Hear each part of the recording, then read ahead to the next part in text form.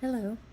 Today I'm going to talk to you about middle childhood, psychosocial development, and specifically in this first of 4 lectures, self-concept and coping.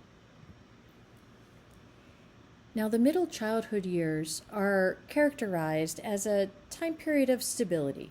There's steady growth. Your brain and body continue to develop, but there's kind of an evening out. In fact, it's looked at as a really important time for intellectual advances. Kids become more capable, more independent, more social, and a higher level of play emerges.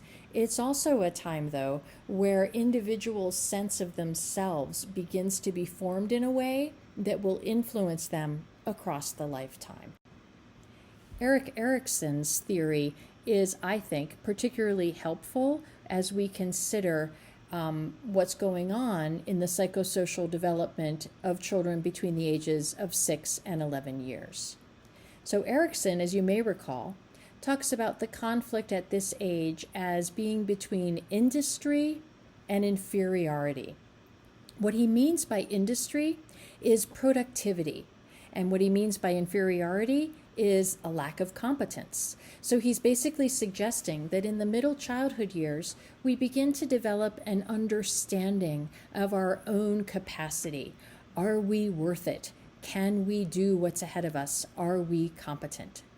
Children begin to judge themselves during this time period as either good kids, bad kids, winners, losers, productive or useless, or as Erikson would say, industrious or inferior. And it's this insight that our beliefs about ourselves begin during these years and influence us throughout our lifetimes, but particularly in adolescence and young adulthood, that has really been compelling about Erikson's theory. During this time, the child is cognitively able to take in the perceptions of people outside themselves, and so the social judgments of others are also having a pretty strong influence on the child's belief about herself. Now, Freud looked at this time period of middle childhood very differently. He referred to it as the latency period and described it as a time where actually very little is supposedly happening. He thinks of it as a time where those sexual drives are kind of quiet, maybe channeled into play, but not a time of active conflict, according to Freud. As children are gaining their cognitive skills they need, he sees some improvements in the quality of relationships, but those relationships are usually not described as having any kind of relationship to the sexual conflicts which Freud is so preoccupied with. So Erikson and Freud see the middle childhood period in very different ways, and Erikson's view is probably embraced more fully in the United States at this time. So scientists do believe that your self-concept is emerging in middle childhood and will continue across your lifetime. Your self-concept is really the ideas that you have about yourself. It includes how smart you think you are, what you think of your personality, your abilities or your limitations, as well as your gender and ethnical background. Gradually, your self-concept becomes more realistic, specific, and logical, and it gets increasingly informed by other people's opinions. So a preschooler is much more likely to have a grandiose or elevated sense of self. In middle childhood, we see kind of a dampening of that grandiosity, and some kids, particularly if they're paying attention to how other people view them, may actually begin to harbor some fears, concerns, or self-consciousness about themselves during this time. Now, social comparison has a lot to do with the challenges to our self-concept. Because of these cognitive abilities to understand the perspectives of others, what we might call the onset of theory of mind, children in this developmental age have a tendency to compare themselves to others, particularly their peers. And their peer relationships become really important, not only for learning how to interact with other people, but also have a lot to do with how a child thinks about himself.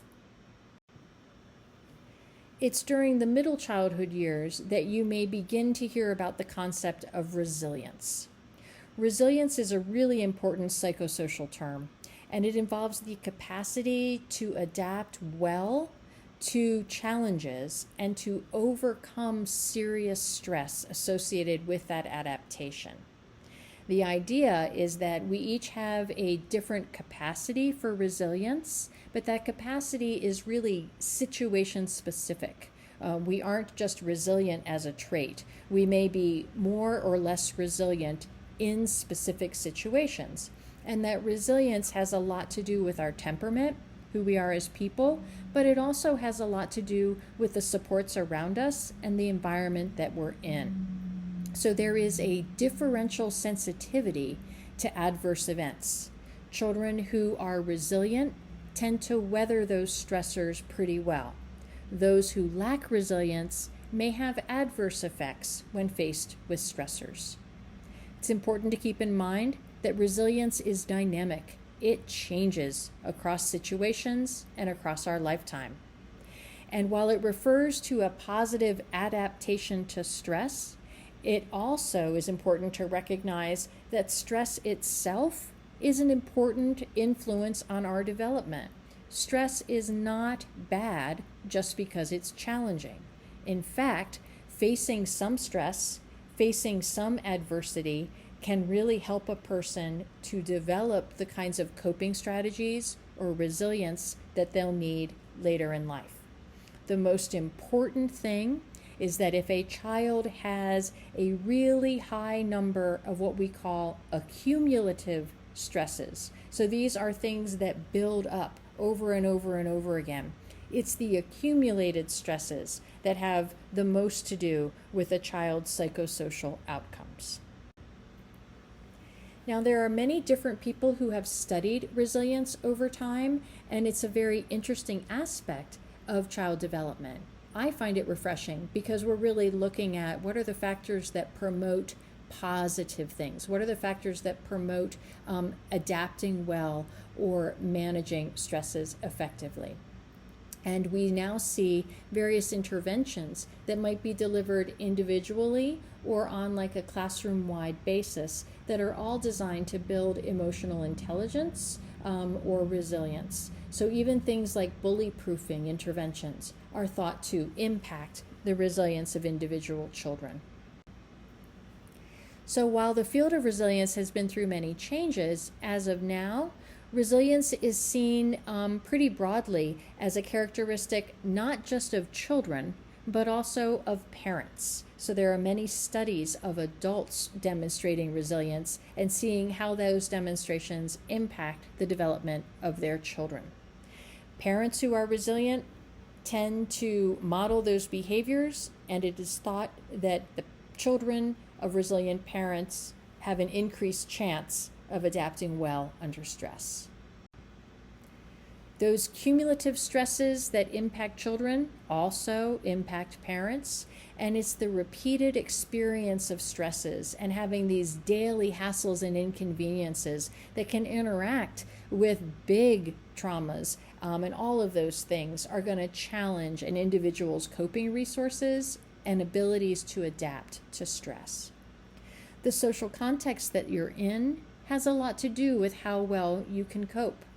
Families are thought to be a really important protective buffer from stress, and studies have demonstrated that having a committed caregiver, most often in our culture, a mother, has been associated with the development of better coping. And having a regular daily routine and some predictability can be quite helpful in supporting children who are dealing with a lot of stress. Changes in caregivers, disruption in schooling, and disruption in peer groups can really cause a lot of challenges for a child. And it's important for parents to think about changing schools midstream or mid-year, as that can be particularly challenging socially and cognitively to the developing child. Cognitive coping is something that emerges during the middle childhood years, and it basically has to do with the idea that you can handle a situation effectively if you can interpret it effectively. So learning how to think about stressors is a way of coping cognitively. So we encourage children to develop interpretations that are realistic, but that also allow for increased effort, increased optimism to bring about change. So if a child believes that she is not smart and that it will never change, that becomes a much harder cognitive coping style to work with than if a child believes that, yes, she's smart, but if she worked harder, she'd get better grades. Working harder is something the child can do something about. That is a less helpless way of interpreting a situation. So if a child who's not doing well in school just says, oh, it's because I'm not smart, then that may lead to something we call learned helplessness, where now the child doesn't have any idea of what they can do to make it better, and they might just give up. In order to kind of maintain these appropriate cognitive coping structures, we need to have lots of experiences with different people who can help us reframe our interpretations. Sometimes these happen in our family. Other times we get this from our friends, and we can also learn this from after-school activities, whether it's structured things like being in sports or clubs, or even in an unstructured aftercare program. Involvement in community programs gives children different experiences, different opportunities to practice coping, and different models for coping. In fact, there's quite a lot of research that supports that having supportive relatives makes for a really good buffer than having just one close parent. In fact, even a non-related adult who serves as a mentor, could be a teacher or a neighbor, can really lower stress. For children of this age, having a pet to take care of and to rely on as a companion can also be a buffer for stress. There's also been a lot of research that suggests that faith communities, which provide, oftentimes involvement with children that you don't necessarily see in your school life, and so can allow you to have a different social circle to practice with, those can be important contexts for development. Faith communities also provide a structure that help with moral development, which we'll cover a little bit later today. And faith communities can provide interaction with older peers as well as adults who may be strong mentors. During the middle childhood years, if there is conflict in the family or if there is a lack of strong parenting, you may find that a child of this age range begins to take on more responsibilities than maybe they're developmentally ready for or really ought to be asked to do. And so this is a phenomena referred to as parentification, when a child between the ages of 6 and 11 takes on the additional responsibilities, for example, of caring for a younger sibling. While that might be perfectly okay to do in a sort of babysitting capacity, if it becomes a long-term responsibility, if that child feels that they are responsible for the well-being of others, that is probably expecting too much from that child and could result in some additional anxiety or possible risk of depression for the child who is in this position. So it's really important to consider that middle childhood is a very important time in our psychosocial development. It is a time when we begin to think about ourselves more realistically, and we're able to take in information about our behaviors, our beliefs, our attitudes from our interactions with others, as well as in our own contemplations of our own behaviors. So in conclusion, if you are interested in knowing how best to support a child who's somewhere in age between preschool and puberty, here are a couple of things that I would want to emphasize. It's really most important that you give this child your time and attention. Join them in what they are interested in. You'll find that their enthusiasms can be quite delightful. Do your best to be dependable and honest. Try not to overpromise things and try to be transparent when you're explaining things. If you've made a mistake, apologize and own up to it. Try to communicate confidence that you have in the child's ability to handle situations. Try to communicate appreciation for their character. Try to emphasize what you like about them specifically. The confidence that you express in them will help them find it in themselves.